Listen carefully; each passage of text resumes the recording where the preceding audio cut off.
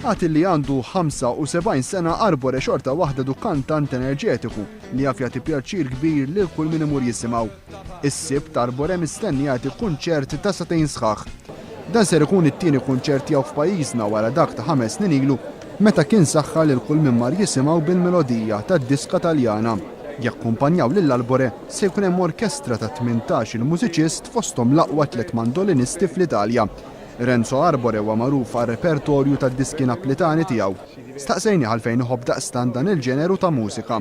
Guarda, la verità è questa, che io sono appassionato di jazz, ho cominciato jazz, rock, canzoni popolari, ma le più belle melodie del mondo, le più belle melodie, la melodia proprio, le più belle melodie del mondo sono napoletane.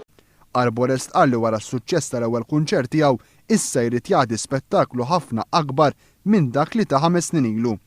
Siamo vicini, proprio fisicamente, l'isola di Malta è vicina al mio paese che è l'Italia e io credo che siamo vicini anche musicalmente, perlomeno così ho constatato la prima volta che sono venuto e come spirito, quindi sarà un concerto anche un po' di amicizia e sentimentale. Grazie tanto. Għal dan il-kunċert se tkun tkanta flimkien ma' dan l-artist mondjali is-soprana Marija Manconi, bint il-President ta' Malta Dr. George Abela. Arbore wasal Malta il-ġimgħa f'nofsinhar biex jieħu sehem fil-kunċert tas-Sibt. Ciao, benvenuti a Malta.